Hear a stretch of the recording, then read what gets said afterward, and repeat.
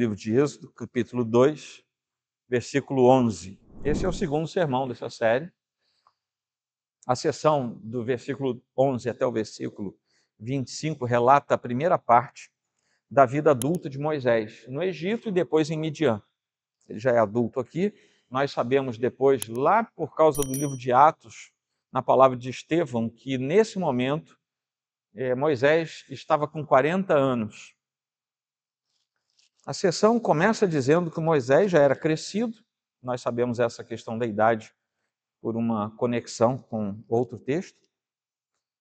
E ele tinha ido ver o trabalho pesado que a que os hebreus eram submetidos. E Moisés fica espantado com a maldade que ele viu lá, ele fica atribulado com aquilo. Do outro lado, se Moisés estava de um lado, do outro lado tem um povo, depois de 400 e poucos anos de escravidão, um povo que já tinha perdido, pelo distanciamento histórico e até espiritual mesmo, tinha perdido a comunhão com Deus. Não que não houvesse gente sincera e piedosa ali, mas o culto estava, por exemplo, paralisado, já tinha 400 anos, ainda o culto pré-mosaico, né? Mas havia uma espécie, uma forma de culto que os patriarcas praticavam. Isso deveria estar paralisado por causa daquela circunstância em que viviam. Houve uma mulher chamada Irena Sandler, que era uma assistente social, mas isso durante a Segunda Guerra Mundial. Não era uma coisa fácil, ela era uma polonesa, e ela arriscou a sua vida, e por causa do que ela fez, ela conseguiu salvar 2.500 crianças. Não é pouca gente, 2.500 crianças, depois cresceram, constituíram família. Eu não sei quantas pessoas indiretamente foram salvas por causa das 2.500 diretamente salvas. Essas crianças eram judias, o cerco estava apertando na Polônia, o Holocausto estava ali se avizinhando, e ela, como sendo integrante do Departamento do Bem-Estar Social de Varsóvia, vocês imaginam o que era esse bem-estar naquele tempo, mas sendo funcionária desse departamento, ela conseguiu literalmente contrabandear 2.500 crianças. Essa é a melhor palavra, ela contrabandeou crianças. Falsificavam documentos, faziam um monte de coisa. Naquele tempo, havia execuções sumárias, os nazistas queriam matar os judeus de fome, frio, doença.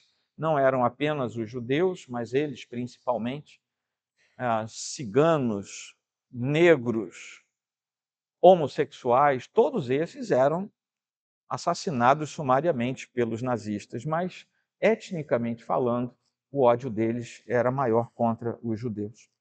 Até que, depois de muita gente morrer, mais de 80, quase 100 mil pessoas morrer naquele lugar ali em Varsóvia, em 43 ela foi presa pela Gestapo, que era a polícia, era a unidade de polícia mais temida das forças alemãs.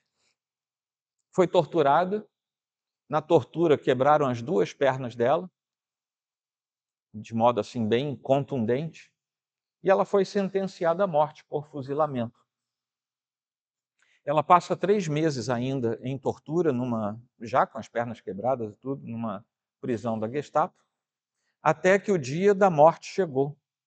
Quando ela está indo para ser fuzilada, o soldado da Gestapo, que deveria levá-la, tinha sido subornado e manda ela sumir, fugir. E ela consegue fugir.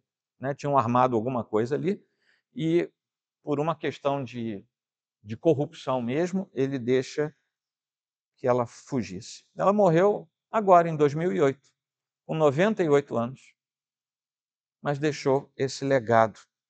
Morreu presa à cadeira de rodas, porque as pernas nunca mais ficaram boas, ela nunca mais teve firmeza nas pernas. E eu lembrei dessa história porque, de alguma maneira, aquelas crianças que foram salvas, crianças pequenas, sem noção ainda da vida, muito menos da morte, foram salvas, e isso me fez lembrar o próprio Moisés, que também, ainda sem ter noção da vida, da morte, é salvo miraculosamente. Isso nós vimos no sermão anterior. Eu não sei o que essas crianças foram fazer da vida, mas certamente houve desdobramentos. Mas assim como Moisés, elas também cresceram num ambiente diferente do seu povo, cresceram longe da família, cresceram numa outra cultura, foram retiradas da sua situação natural, que era de maior opressão, a fim de sobreviverem, mas foram parar em outro lugar. Também nos lembra o próprio Moisés, já adulto, que agora tinha que fugir. Irena Sandler fugiu e Moisés também teve que fugir. Depois ele volta para libertar o seu povo da escravidão, mas ele volta um outro Moisés. Ele volta transformado, porque uma série de coisas vai acontecer com ele. E depois, ele que estava sendo trazido para ser o libertador de Israel, ele aprende a trabalhar sob a direção direta de Deus. Porque nesse começo de história de Moisés adulto, a gente está vendo Moisés que queria fazer tudo na força do seu braço. E aí não dava certo. O primeiro trecho, que vai até o versículo 14, é o Moisés valentão. Aquele que briga e que mata. Aquele que faz e acontece. É possível que alguns de nós, se não todos, e eu vou usar um eufemismo agora, já tenhamos tido vontade de ver alguém sumindo. Moisés matou o sujeito. Não vou usar esse verbo, matar, mas vou usar o verbo sumir. É possível que vocês já tenham querido que o pastor de vocês sumisse. Não sei, mas é possível. Mas a nossa vida muitas vezes se depara com circunstâncias em que pessoas nos tiram do sério e a gente queria que elas simplesmente sumissem da nossa frente. Eu não sei se eu sou o único pecador aqui nesta noite, mas que a gente tem vontade disso às vezes tem, não é verdade? É ou não é, gente? Pode confessar o seu pecado, eu já confessei o meu. Mas tem uma coisa que nos tira ainda mais do sério, quando nós somos pessoas de bem, é ver pessoas inocentes sendo profundamente maltratadas, sem ninguém para as defender. Isso tira a gente do sério, porque um senso de justiça parece que toma conta da nossa mente, a gente queria fazer alguma coisa. Eu acho que foi por aí que aconteceu com Moisés. Ele foi passear, ele tinha, ao que tudo indica, consciência de ser um hebreu, já um homem feito, com seus 40 anos. Ele tinha consciência de que não tinha nascido na vida palaciana, embora ele fosse filho adotivo da filha de Faraó, portanto, neto adotivo de Faraó. Ele foi criado com toda a instrução que um príncipe recebe, instrução militar. Não sei se você já parou para pensar nisso. Moisés tinha instrução militar, porque todo príncipe precisa ter instrução militar. Ele tinha instrução das mais finas etiquetas da corte. Ele tinha instrução de línguas que se falavam na corte.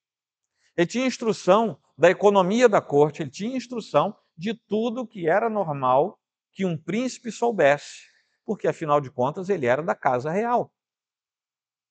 Mas ele tinha consciência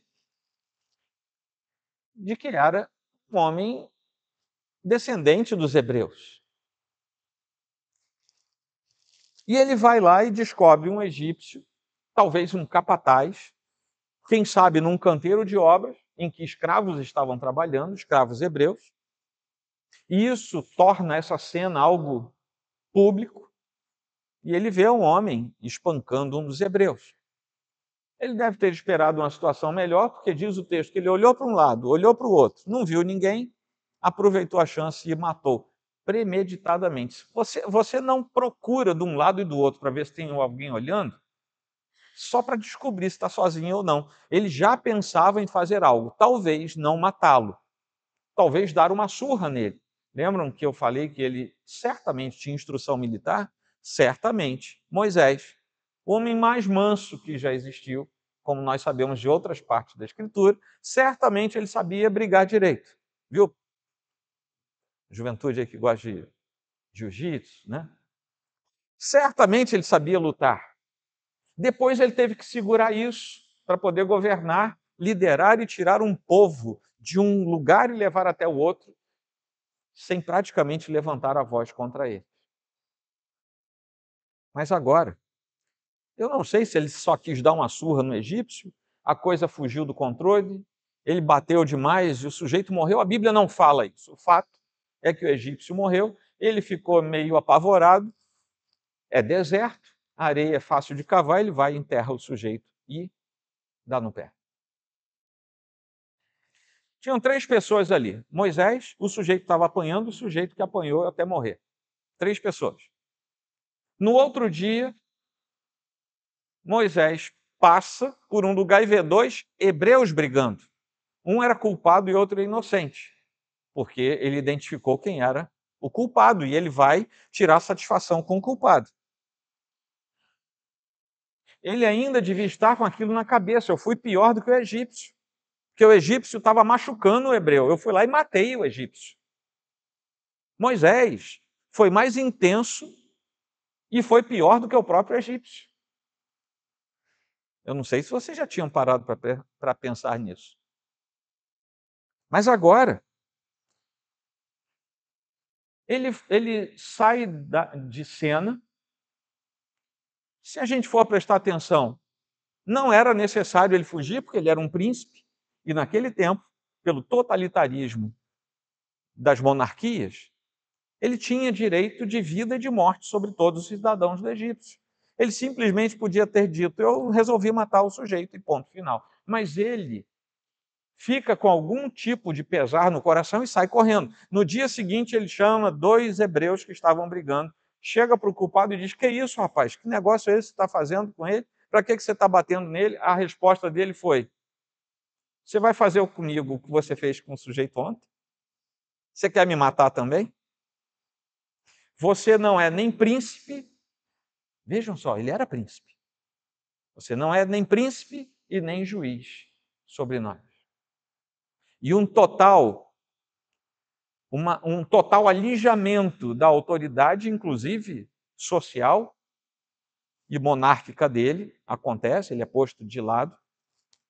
E a gente ainda infere uma coisa. Como eu falei, só tinham 3 sujeitos lá naquela cena: Moisés, o que morreu e o que apanhou. Moisés matou o sujeito que morreu, né? Por isso que ele foi enterrado. Sobraram quem? Moisés e o sujeito que apanhou. Quem é que dedurou Moisés? Porque ele tinha olhado para um lado e para o outro, não tinha ninguém. Só sobrou quem? Cuidado quando você quer fazer alguma coisa por causa das suas próprias intuições. Porque lá na frente, aquele que você defendeu pode ser o seu algoz. Cuidado com o justiçamento. Porque lá na frente, você pode ser denunciado por quem você livrou. Isso não é uma palavra para você se tornar insensível. É uma palavra para você ter cuidado. Porque não há um justo sequer. E nós podemos ser facilmente traídos por qualquer pessoa. Porque não há um justo sequer. Tomem cuidado. Porque para livrar alguém, você pode matar outra pessoa. E depois, aquele que você salvou pode ser o seu denunciante. Deu para entender, gente?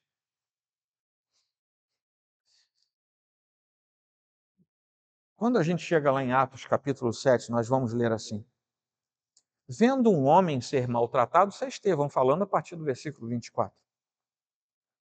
Vendo um homem ser maltratado, saiu em defesa dele e vingou o oprimido, matando o egípcio. Ora, Moisés, vejam bem, o que Estevão diz? Moisés pensava que seus irmãos entenderiam que Deus queria salvá-los por meio dele. Eles, porém, não entenderam. E, de fato, nós vemos Deus começando a preparar Moisés para algo muito maior do que uma briga num canto qualquer, numa viela qualquer do antigo Egito. E Moisés começava ali um caminho que seria tortuoso durante muito tempo, de preparo para uma missão muito grande que nem ele fazia ideia do que seria, mas que Deus já tinha reservado para ele. Isso incluía a rejeição de sua primeira tentativa de providenciar livramento. Ele estava com um senso de libertação no seu coração, mas ainda não era o libertador preparado por Deus para libertar o povo. Tanto é verdade que o próprio povo não entendeu que Moisés seria o libertador e rejeitou. E ainda diz: você não é nem juiz nem príncipe, a gente não quer nada com você. Há algo muito maior por trás de tudo, que inclusive vai nos mostrar cada vez mais que o grande erro de Moisés era querer fazer as coisas por seu impulso natural, sem pensar, sem ouvir a voz da razão, sem arrazoar a sua mente, sem sequer confabular com sua própria alma. Quando nós chegamos a Hebreus capítulo 11, do versículo 24 ao 26, nós vamos ver que, pela fé, Moisés, sendo homem feito, recusou ser chamado filho da filha de Faraó, preferindo ser maltratado junto com o povo de Deus, a usufruir prazeres transitórios do pecado. Ele entendeu, se o povo ainda não estava entendendo, ele entendeu que ser desprezado por causa de Cristo era uma riqueza maior do que os tesouros do Egito, porque contemplava a recompensa. Nós estamos lendo em Êxodo um sujeito que não estava entendendo nada, que queria fazer as coisas pela força do seu braço, que não pediu orientação a ninguém, não pediu conselho a quem tinha conselho bom para dar, mas que quando nós chegamos lá na Nova Aliança, um dos textos bíblicos, o de Hebreus, vai nos dizer: talvez Moisés ainda não soubesse, mas ele estava fazendo tudo aquilo pela fé. E ele estava fazendo tudo aquilo olhando para aquele que ainda não tinha se manifestado, porque ele fazia aquilo por Cristo. E ele ainda não sabia quem era Cristo. Ele ainda estava na esperança de algo que não se sabia como seria exatamente. Era a promessa de uma redenção. Mas como seria essa redenção, ele ainda não sabia. E, na verdade, Moisés começa a se tornar aqui um dos tipos por excelência na história da redenção do próprio Jesus Cristo. O libertador do povo de Israel se compara ao libertador do povo eleito do Senhor. Aquele que deixa a sua própria vida em função daqueles que serão salvos, não pela morte sacrificial, mas pela entrega de vida. A partir daqui, desse momento, a vida de Moisés praticamente desaparece. Ele vive em função da sua missão. Até que a partir do versículo 15, nós vamos ter um valentão que agora fugiu. Ele ficou com medo, fugiu. E a vida dele, a partir daqui, nós vamos ver que depois, entendendo a sua vida, pelo que a Escritura nos diz, são 3 blocos de 40 anos. O primeiro foi vencido, ele entra no segundo bloco, porque a preparação de Moisés para a liderança agora exigia um treinamento no deserto de Midian. E esse treinamento seria por 40 anos. 40 anos desaprendendo coisas inúteis da corte egípcia e aprendendo muitas outras coisas muito úteis na presença de Deus. Até o versículo 22 está falando exatamente disso. E depois, na sequência de Êxodo, nós vamos aprender outras coisas. Nós vemos Moisés precisando sair do ambiente cultural do Egito. Nem eu nem você podemos fazer a obra de Deus se não nos desvincularmos da cultura do Egito. O Egito hoje é o mundo que está aí fora. Não é o país Egito que ainda existe até hoje. Mas nem eu nem você podemos fazer a obra de Deus de modo correto e aceitável ao Senhor se fizermos a obra de Deus mediante os usos e a cultura do mundo. Isso é mistura. E Deus não reconhece mistura na sua presença. É por isso que cada vez mais se torna estranho um crente estar aqui como nós estamos hoje, num domingo à noite, na presença de Deus, louvando, cantando, orando, E na segunda-feira ele viver como mundano, de segunda até domingo, meia hora antes do culto. E meia hora depois do culto de domingo ele volta a viver como mundano. Isso é estar na presença de Deus por um tempo, mas sem querer abrir mão da cultura do Egito. Moisés teve que passar o mesmo tempo de vida que ele já tinha, 40 anos, e teve que passar outros 40 anos para dizer: Senhor, agora eu estou pronto para liderar o teu povo. Ele precisou sair do ambiente do Egito, ele precisou romper com a vida e com os costumes egípcios, quando o faraó, muito provavelmente Tutmoses III, tentou matá-lo por traição. Ele, quando o faraó soube daquilo e quis matá-lo, era por traição. Então, quando ele foge para o Egito, já sabendo que o faraó queria vê-lo morto, Deus começa a trabalhar nele e começa a afastá-lo, afastar o seu coração do Egito. E aquele homem que sai da corte começa a adotar um estilo de vida nômade, peregrina, vai se casar, não pelo casamento arranjado de uma corte, mas ele se casa com Zípora, nós lemos aqui, é pai, nós lemos que nasceu Gerson, e se torna um pastor de rebanhos em Midian.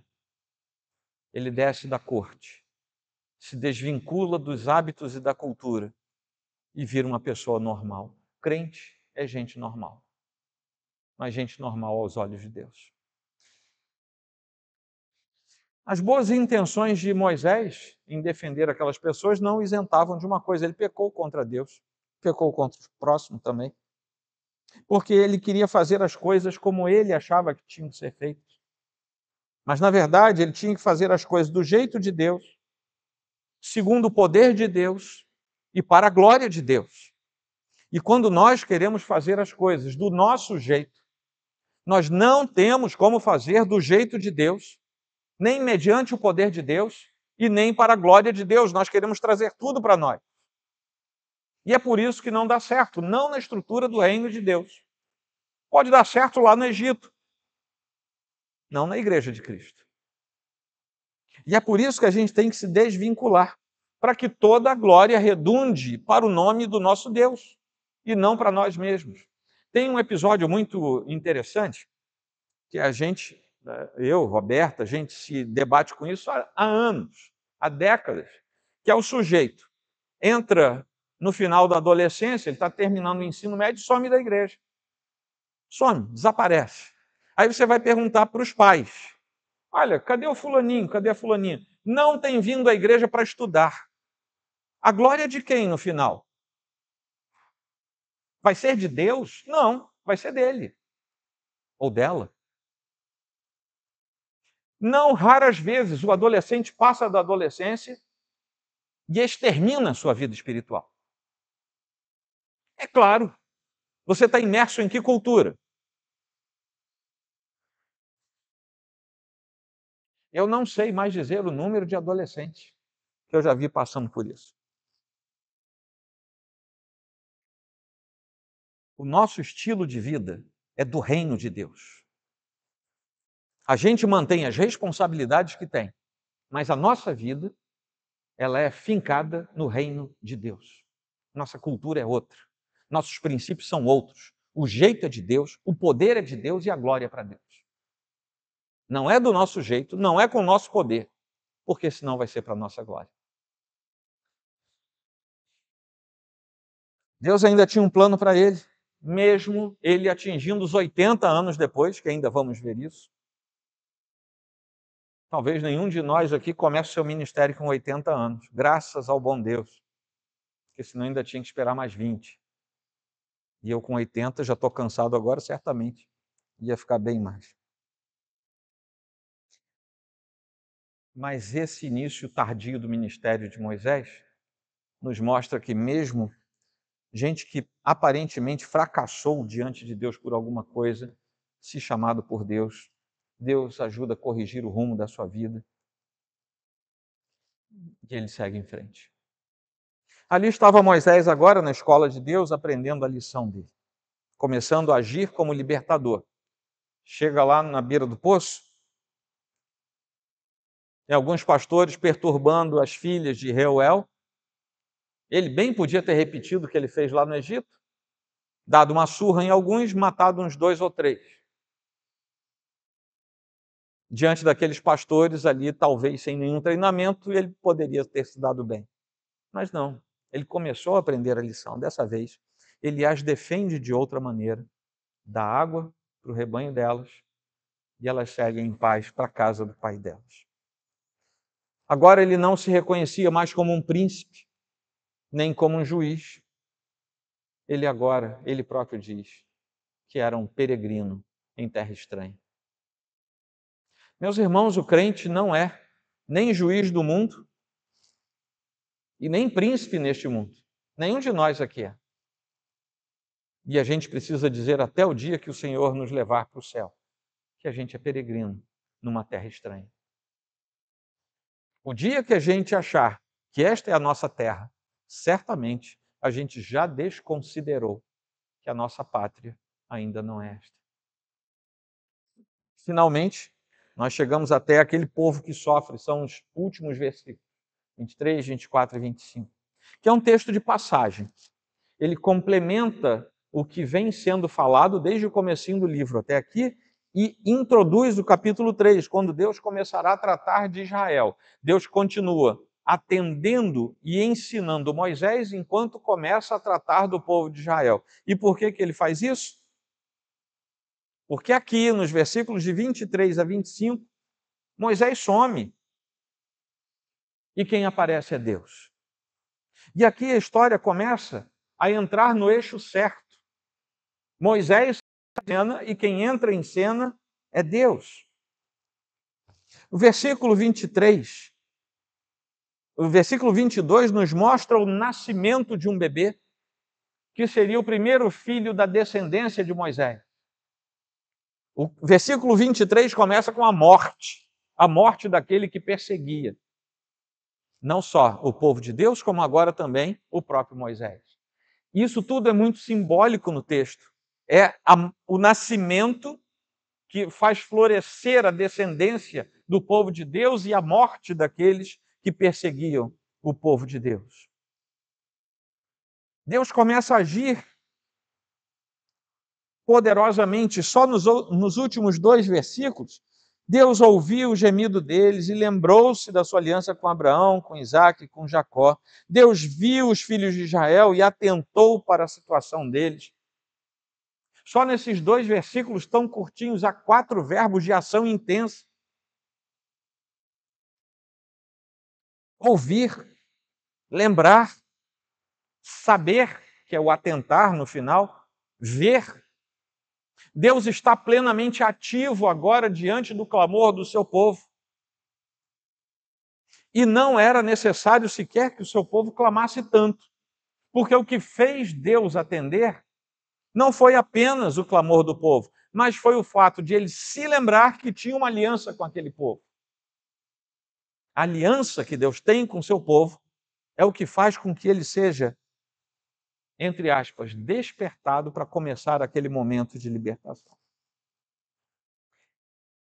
E Moisés tinha dito, eu sou um peregrino em terra estranha. Mas é curioso como alguns dados da Escritura nos mostram que talvez ele não estivesse tão convencido assim de que aquela terra era de fato estranha. Era meio estranha, não totalmente estranha. Ele foi para a terra de Midian. Os midianitas eram descendentes de Abraão, com Quetura, a sua segunda esposa. Está lá em Gênesis capítulo 25. Isaac teve a sua esposa Rebeca, encontrada pelo servo do seu pai, junto a um poço, dando água para Camilo. Ele começa a aproximar a história com a história dos patriarcas. Jacó encontrou Raquel, que seria sua esposa, junto a um poço enquanto fugia para salvar a sua vida. Está lá em Gênesis 29. Por sua vez, José foi levado até o Egito. A história toda começa com José chegando ao Egito.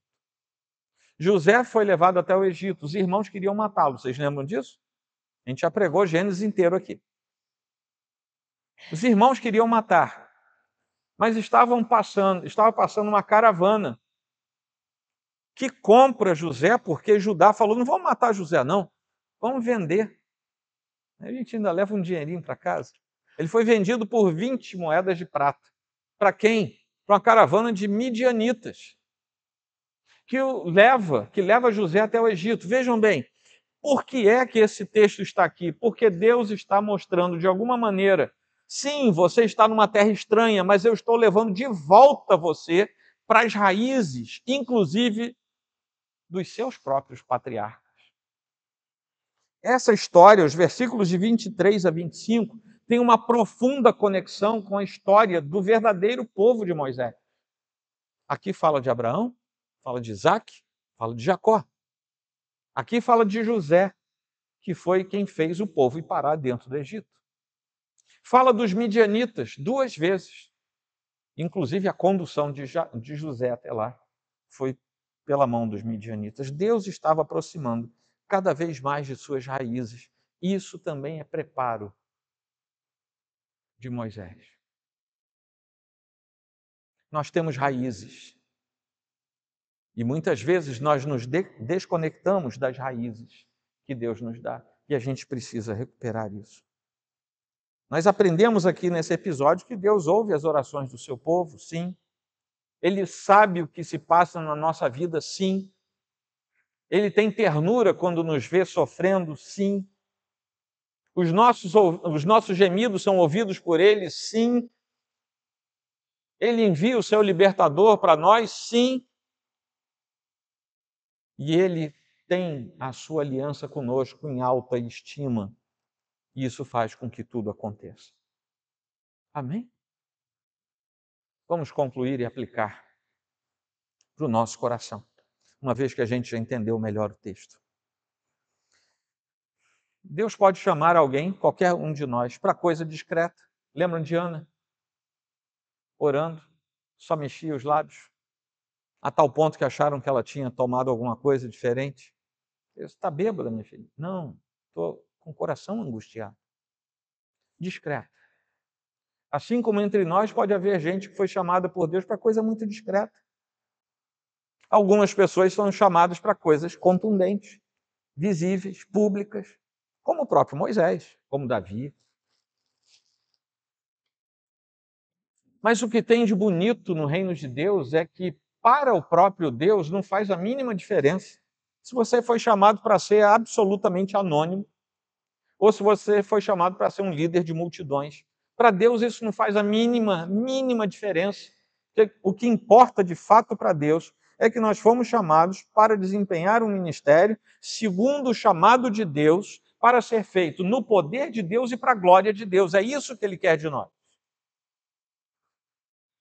Ele não está preocupado como nós em saber se o sujeito tem lá no Instagram dele 500 mil seguidores ou se ele só tem 3. Ele, a mulher e o filho. Ele próprio, né? Criou uma conta fake só para se seguir. Deus não está preocupado com essas coisas que povoam a nossa mente. Ele não está nem aí para saber se a gente é famoso, se é endinheirado. Não, Deus não quer saber disso. Ele quer saber de uma coisa: eu chamei você, dei uma missão a você. Você está fazendo isso como eu mandei fazer e para a minha glória? É só isso que Ele quer.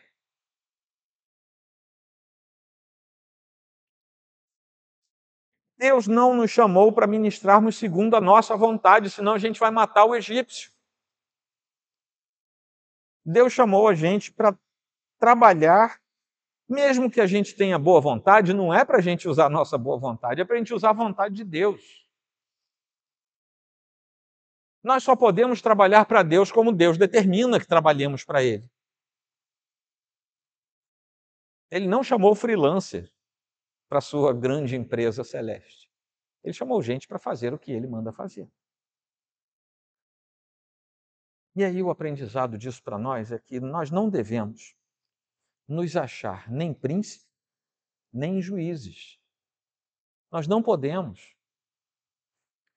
Nós não devemos nos preocupar em fazer algo, nem ter a intenção de fazer algo na força do nosso braço. Não vai dar certo. Nossos olhos não veem, mas a nossa luta não é contra carne ou sangue. É contra coisas muito mais poderosas e fortes do que nós. A força do nosso braço não vence essas coisas.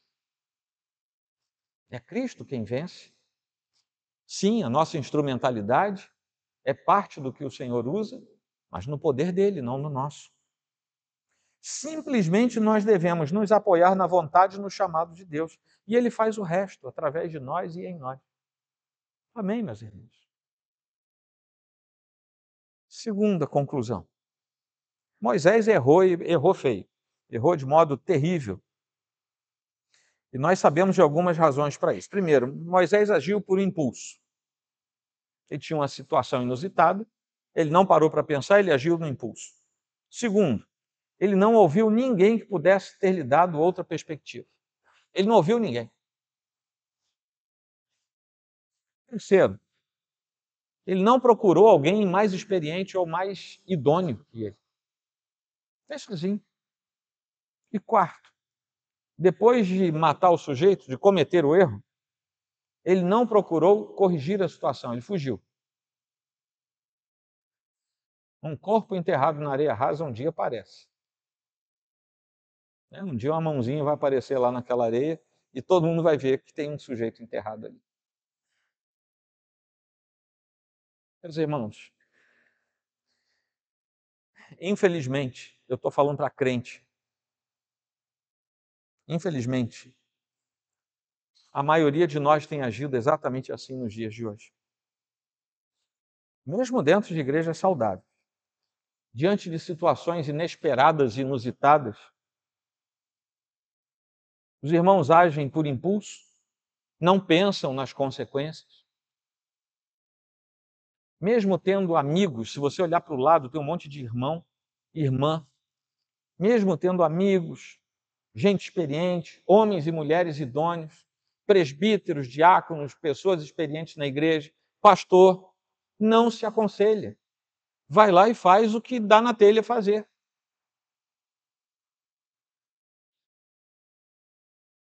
Simplesmente fazem as coisas no rompante da sua vontade. Não ouvem, não querem ouvir, não procuram ouvir. E ao final, quando o erro vem à tona, sai correndo. Na verdade, hoje nós lidamos com uma febre de Moiséses. Todo mundo parece querer agir como Moisés. E li naquele tempo. Graças a Deus, alguns evoluem junto com Moisés também. O que aprendemos disso? O que nós temos que fazer? É recomeçar do jeito certo. Na hora que Moisés viu o que tinha feito, o que ele tinha que ter feito em seguida era reparar o erro dele. Costumeiramente, Deus não fala aos nossos ouvidos de modo audível. Eu conheço gente boa, gente crente, conversando comigo a toda hora. Não, porque Deus me falou isso, Deus me falou aquilo. Eu falei, meu Deus, eu sou muito incrédulo. Porque Deus não vive me falando assim, sabe? Deus me fala pela Escritura. Deus me imprime coisas ao coração. Mas eu não, sabe, eu não tenho. Os irmãos aqui usam um ponto ali, né, para o retorno. Eu não tenho um retorno que vem lá do céu e que fica me falando o tempo todo. Não tem. Se você ficou triste porque eu sou meio incrédulo, não tem. Deus me fala por sua palavra e, curiosamente, Deus tem o estranho hábito de nos falar pelos irmãos.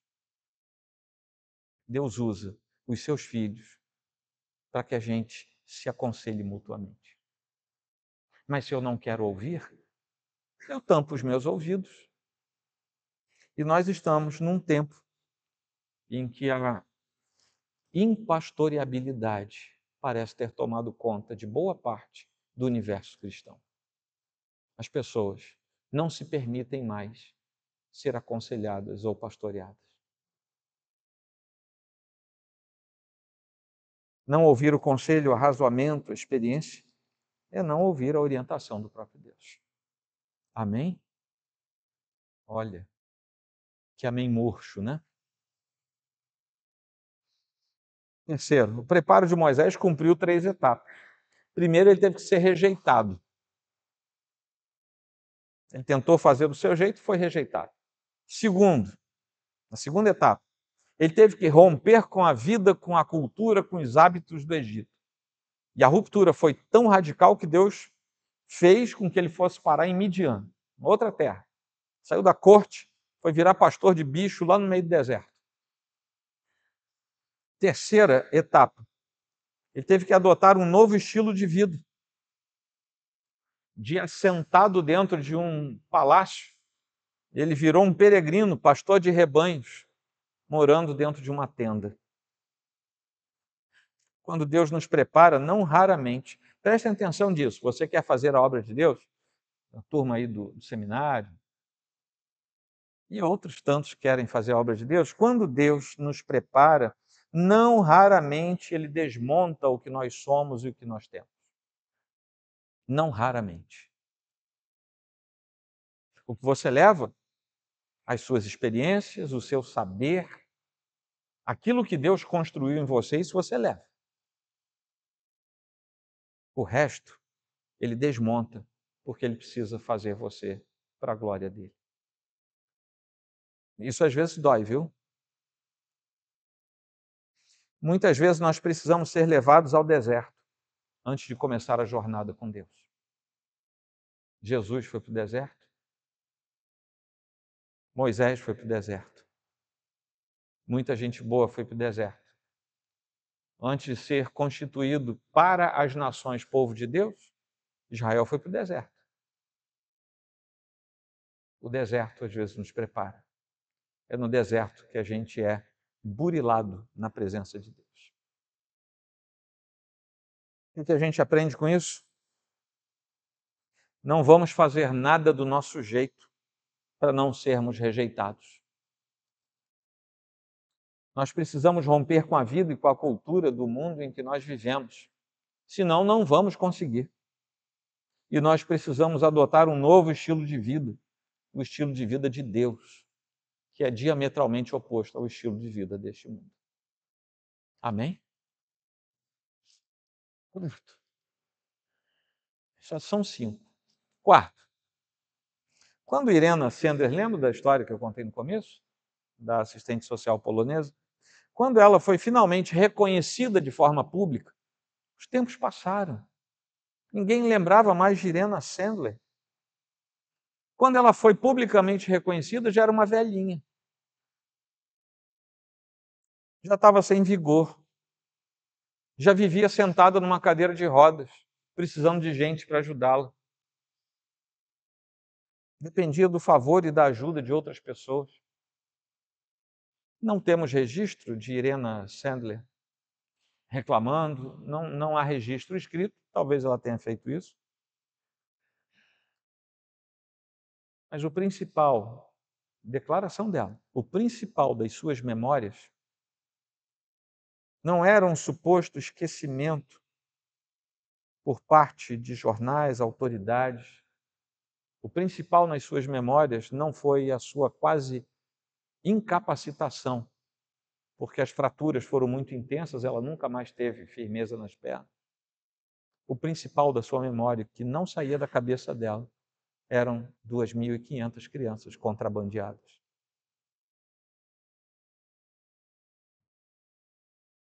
Elas tinham sido salvas, mesmo à custa de torturas e de pernas aleijadas. Isso eu estou falando algo que aconteceu na nossa sociedade. Você imagine o que acontece na estrutura do reino de Deus. Quando a própria Escritura diz que existe uma festa perante o Senhor, por uma alma que se converte. E você pode ser o causador de uma festa diante do Senhor. Porque é da competência da Igreja de Cristo pregar o Evangelho. A autoridade para ir e pregar o Evangelho, fazer discípulos, batizando-os em nome do Pai, do Filho e do Espírito Santo, foi comissionada à igreja. Não foi comissionada aos palanques políticos ou às grandes ONGs ou às instituições públicas ou privadas. Foi comissionada à igreja de Cristo. E aí eu pergunto, se essa é a comissão de Cristo, você tem feito isso do jeito do Senhor ou você tem se emudecido do jeito que é seu? Deu para entender? A nossa mente deve estar totalmente fixada na missão que Deus nos deu, não nos problemas que enfrentamos. Quando você chegar lá, prestes a ir para a presença de Deus, não se lembre das pernas aleijadas, metáfora. Lembre-se das 2.500 crianças que Deus usou você para salvar. Finalmente, o mesmo Deus que se lembrou da sua aliança com Israel, aquele Israel ainda escravizado, e enviou Moisés como seu libertador, um dia também se lembrou da aliança com os eleitos, como está lá em Efésios capítulo 1, com aqueles que ele predestinou para a sua glória. Ele se lembrou da promessa de um redentor para o seu povo e enviou seu filho unigênito para resolver esse dilema de uma vez por todas, para nos libertar da escravidão do pecado, para nos fazer sair do Egito e entrar numa terra nova, em que nós, ainda peregrinando aqui, haveremos de chegar lá. Somos peregrinos numa terra estranha, por enquanto. Mas já somos saudosos daquela pátria que nos foi prometida. É isso que nós cantamos hoje aqui. Ele enviou seu Filho para cumprir toda a lei em nosso lugar, para ser sacrificado como Cordeiro único e perfeito, aceitável e suficiente perante Deus, tomando para si o castigo que era devido aos pecadores, como nós éramos. O que aprendemos disso é que, assim como Israel, nós também dependemos de Deus se lembrar sempre de nós. Ele se lembrou da aliança e proveu os meios para que a aliança fosse cumprida. Ele se lembra de nós, do nosso sofrimento físico, emocional, espiritual. Ele se lembra. E ele providencia o meio da salvação. Jesus Cristo é a nossa libertação, ele é a nossa salvação. Amém? Vou dar uns segundinhos para você fazer a sua oração pessoal.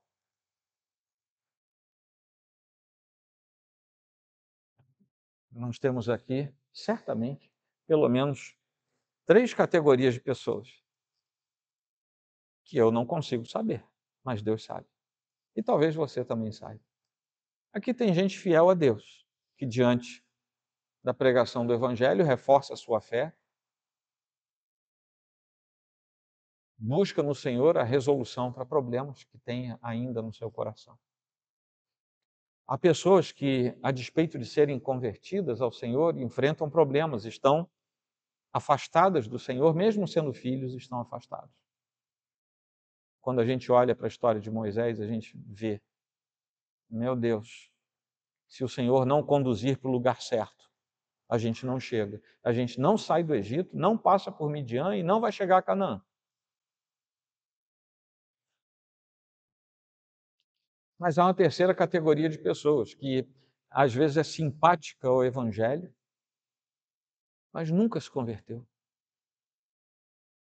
Talvez já tenha passado por muita igreja, já tenha tido amigos cristãos, gosta de igreja, vive na igreja, mas aquele lampejo no coração ainda não aconteceu.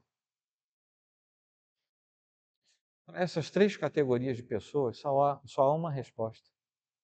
Seja para animar a fé, para retomar a fé ou para começar a fé, a resposta é Jesus Cristo.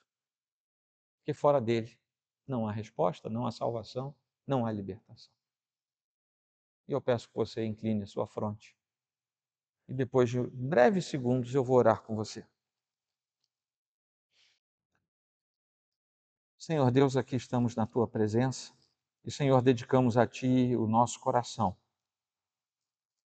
Primeiramente, agradecemos ao Senhor porque, tendo pedido ao Senhor que compreendêssemos a Tua palavra, queremos agradecer que o Senhor nos encheu com a Tua verdade. Mas agora nós oramos pedindo que o Senhor se manifeste de modo claro em cada coração aqui presente.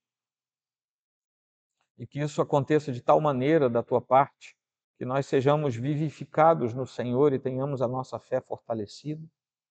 Sejamos restaurados em nossa fé com o Senhor e recuperemos a nossa caminhada junto ao nosso Salvador.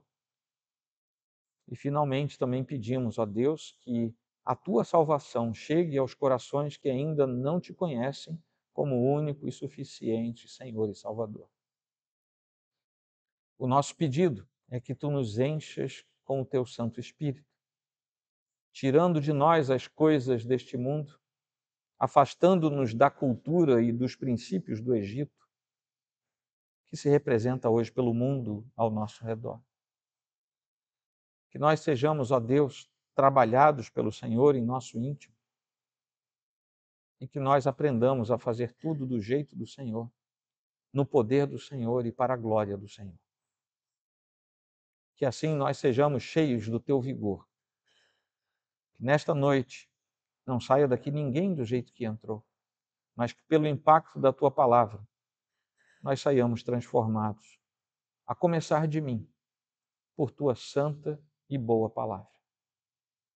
E que assim, ó Deus, rendamos graças a Ti, pelo privilégio que temos de seguir ao Senhor e de receber a Tua santa instrução. Em nome de Cristo é como oramos.